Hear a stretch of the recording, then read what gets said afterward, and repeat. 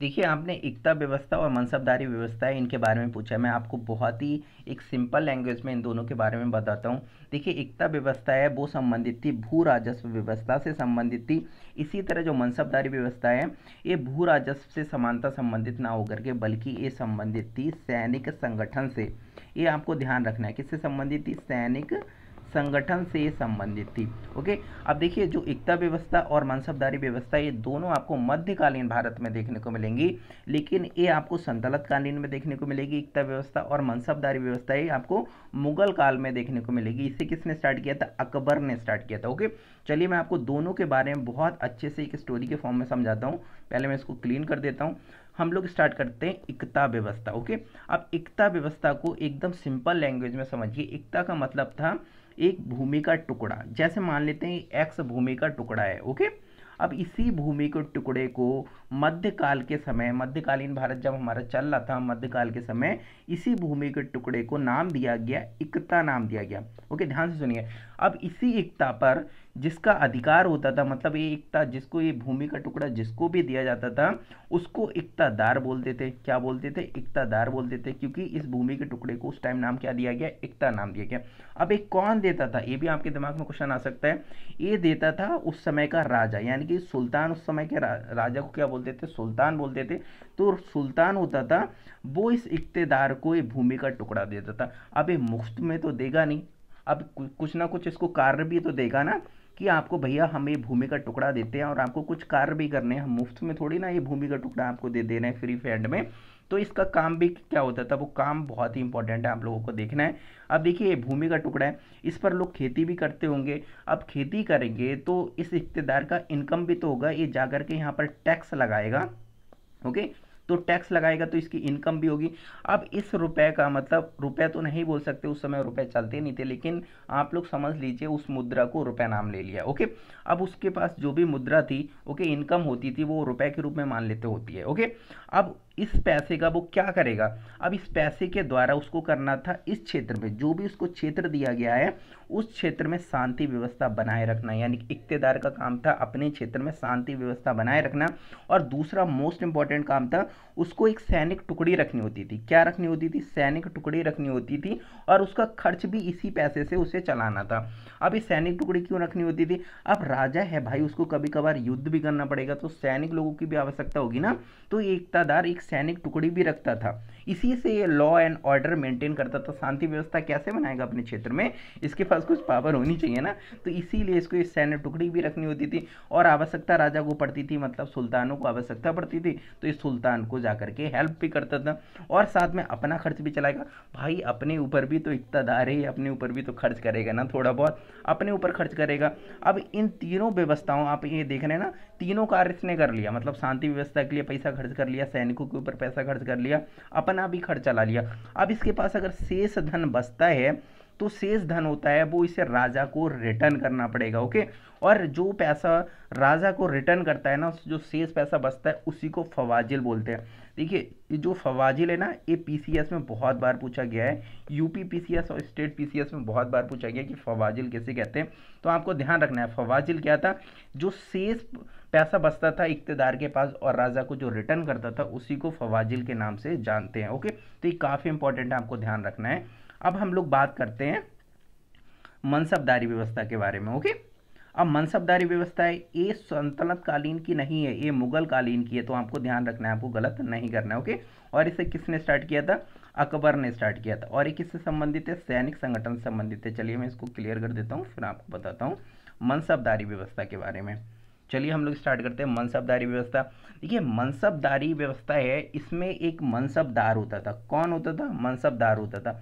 अब देखिए, ये मनसबदार है, इसका कोई ना कोई तो काम होगा ना। अब देखिए, मनसबदार है, इसका कोई ना कोई तो काम होगा ना। अब ये मनसबदार है, अब इसका काम होता था कि अपने एरिए में, मतलब इसको एक टुकड़ी दी जाती थी, सैनिक टुकड़ी दी जाती थी, उसको मेंटेन करना होता था। अब ये मनसबदारी का मतलब क्या होता है? तो मनसबदारी व्यवस्था है ये एक शब्द से निकली है, मनसबदार शब्द से निकली है। अब ये मनसबदार का मतलब होता है पद। ये फारसी शब्द है। कौन सा शब्द है? फारसी शब्द है, जिसका मतलब होता है पद। ओके, अब इसका मतलब होता है कि सामान्यतः जो पद होता है ये सैनिक पद होता है, लेकिन जरूरी नहीं ये सैनिक पद हो, लेकिन सामान्यतः आपको देखने को मिलेगा ये सैनिक पद ही था। अब देखिए जो ये लोग थे, ओके, ये मनसबदार थे, इनको भी तो वेतन देना पड़ेगा, ये मुफ्त में तो काम करेंगे नहीं ना राजा के लिए, तो इनको वेतन दिया जाता था, दो रूपों में दिया जाता था। एक नगद रूप में दिया जाता था, मतलब कैश के रूप में दिया जाता था, और दूसरा इन्हें जो वेतन मिलता था, जो ये मनसबदार होते थे इनको वेतन मिलता था जागीर के रूप में। जागीर क्या होती है? जागीर भी एक भूमि का टुकड़ा होती थी, ओके, एक तरह से भूमि का टुकड़ा दे दिया जाता था, और उससे ही अपने खर्च चलाते थे, अपने सैनिकों का खर्च चलाते थे, ओके।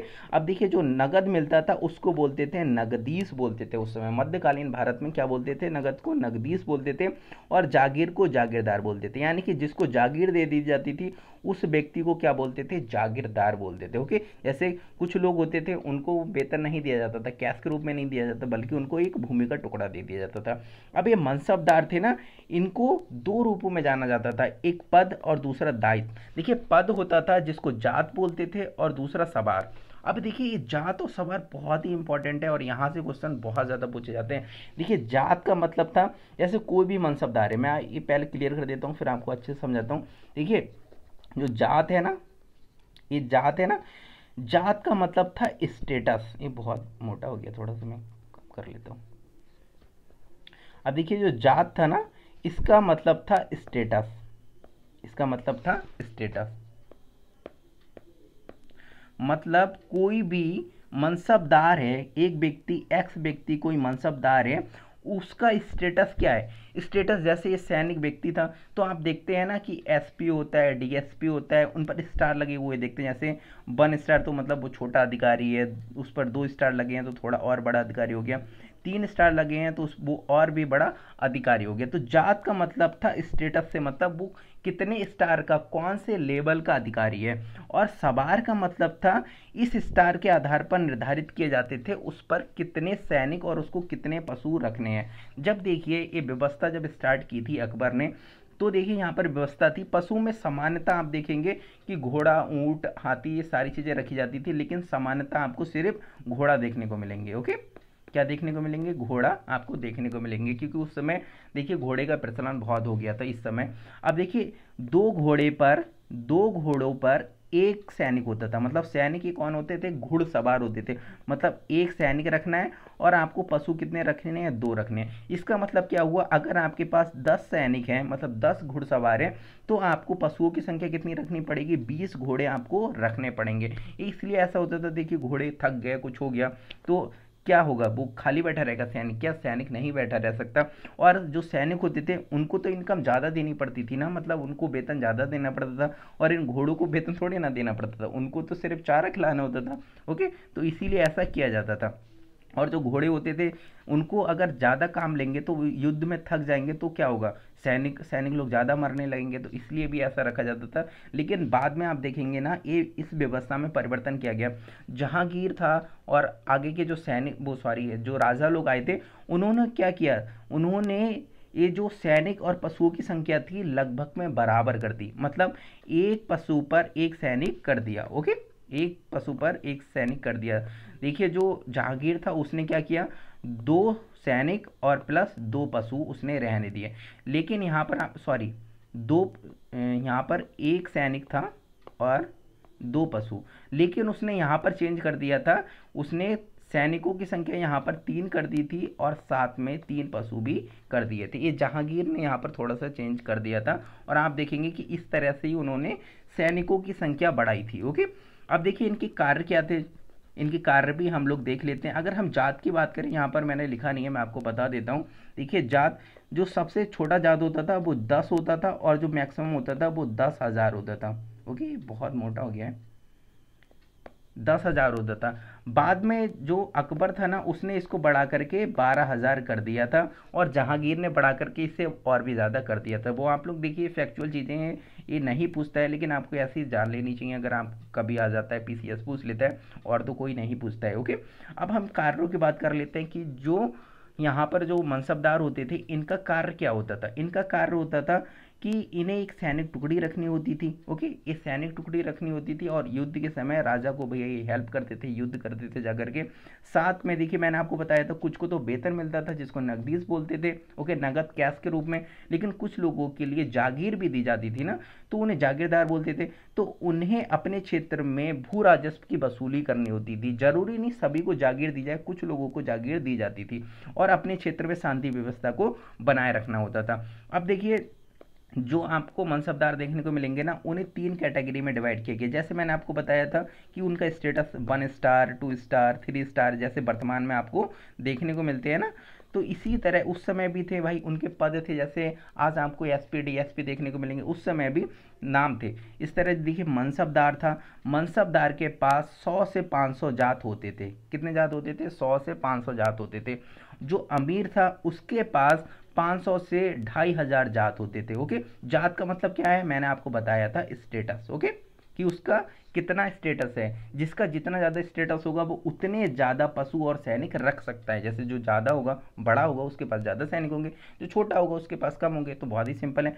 और अमीर उल उमार से ना, इनके पास 2500 से ज़्यादा जात होती थी। मतलब 2500 से ज़्यादा 10,000 12,000 हो सकती थी। ओके, अब इनकी नियुक्ति कौन करेगा? इन्हें अपॉइंट कौन करेगा? इन्हें डायरेक्ट अपॉइंट करता था बादशाह, अपॉइंट करता था। ओके, और साथ में आपको देखने को मिलेगा, देखिए बादशाह तो अपॉइंट करता था लेकिन मीर बख्शी था, उनसे सलाह लेता था। मीर बख्शी क्या था? ये सैन्य विभाग था। तो ये कई बार पूछा जाता है मीर बख्शी क्या था, तो आपको ध्यान रखना है कि सैन्य विभाग को मीर बख्शी उस टाइम बोलते थे। ओके, और ये अनुवांशिक नहीं था, मतलब पीढ़ी दर पीढ़ी ये नहीं चलता था, और साथ में ये हस्तांतरण भी नहीं किया जाता था इसको बादशाह ही डायरेक्ट अपॉइंट कर देता है, जिससे क्या हो, करप्शन कम होने लगा। और साथ में चेहरा व्यवस्था और दाग प्रथा थी, इसका पालन करना होता था मनसबदारों को। ये क्यों? देखिए काफ़ी इंपॉर्टेंट है। चेहरा प्रथा मतलब पहले क्या करते थे ना, कि मतलब ऐसे है, पहले तो ऐसा था नहीं कि फोटो ऐसे खींचा मध्यकालीन भारत में कि फोटो लगा दिया, ओके, कोई डिटेल है, कोई डिटेल नहीं होती थी। ऐसे दिखा देते थे ना कि हमारे पास जो मनसबदार थे बड़े चालाक थे, वो दिखा देते थे हमारे पास 5000 जात हैं, मतलब 5000 हमारे पास सैनिक हैं और 10,000 हमारे पास घोड़े हैं। मतलब जो भी पशु वो दिखा देते 10,000, और वो राजा से जाकर के ज़्यादा से ज़्यादा पैसा वसूलने लगे। ओके, तभी बाद में समस्या आ गई, तो उन्होंने एक व्यवस्था स्टार्ट की जिसको चेहरा व्यवस्था और दाग प्रथा बोलते हैं। इसमें क्या किया जाता था, जो सैनिक होते थे ना, उनका एक तरह से नक्शा बनाया जाता था, उनसे पूछा जाता था उसका हुलिया कैसा है, उसके कुछ जैसे इंपॉर्टेंट चीज़, जैसे कहीं पर उसका दाग है या फिर कोई भी पहचान इंपॉर्टेंट चीज़ें होती है। जैसे आज भी आप लोग फॉर्म देते हो, फॉर्म भरते होंगे, तो उसमें पूछता है कि आप कोई भी आपके बर्थ मार्क है तो वो आपको बताना होता है। इसी तरह इनकी एक पहचान बनाई जाती थी। इसी तरह घोड़ों के ऊपर दाग लगाया जाता था, मतलब ठप्पा लगाया जाता था, जिससे उनकी काउंटिंग की जा सके और भ्रष्टाचार को कम किया जा सके। ओके, तो आपको ध्यान रखना है चेहरा प्रथा और दाग प्रथा किस में स्टार्ट की गई, तो मनसबदारी व्यवस्था थी, इसमें स्टार्ट की गई थी। ओके, तो देखिए दोनों में आप लोग समझ गए होंगे एकता व्यवस्था क्या है। एकता व्यवस्था का मतलब होता है एक भूमि का टुकड़ा जिस पर उसका अधिकार होता था, उसको इक्तदार कहते थे। और मनसबदारी व्यवस्था ये सैन्य संगठन से संबंधित थी। इसमें जो सैनिकों का एक तरह से संगठित रूप किया गया था, और आपको देखने को मिलेगा, ये मैंने पूरा प्रोसेस बताया, आपको अच्छे से ध्यान रखना है। इसी तरह देखिए मध्यकालीन भारत में आपको संतलत काल में एक खालसा भूमि भी देखने को मिलेगी। खालसा भूमि में क्या होता था ना, इसमें एक अधिकारी अपॉइंट कर दिया जाता था, और उससे यहाँ पर ऐसा नहीं है कि उसके लिए इसी से अपना खर्च चलाना, कुछ नहीं, बस इसका काम होता था टैक्स का कलेक्शन करना, और टैक्स का कलेक्शन करके डायरेक्ट राजा को देना। इससे अपना खर्च, अपने सैनिकों का खर्च ऐसा कुछ नहीं करता था। जो भी इसको आय होती थी वो डायरेक्ट किसको पहुंचा देता था, जो वहां पर राजा होता था। ओके, तो उसको खालसा भूमि बोलते थे। और ये मौर्य काल में आपको देखने को मिलेगी, एशियंट हिस्ट्री आप जब पढ़ते होंगे तो वहां पर आपने मौर्य काल देखा होगा। तो मौर्य काल में इसी व्यवस्था को सीता भूमि के नाम से जानते हैं। ओके, किस भूमि के नाम से जानते हैं? सीता भूमि। जो खालसा भूमि है ना, यही क्या है, सीता भूमि है। ओके, तो चलिए आप लोग समझ गए होंगे एकता व्यवस्था क्या है, खालसा भूमि क्या है और मनसबदारी व्यवस्था क्या है। ओके, तो चलिए मैं इस वीडियो को यहाँ पर फिनिश करता हूँ।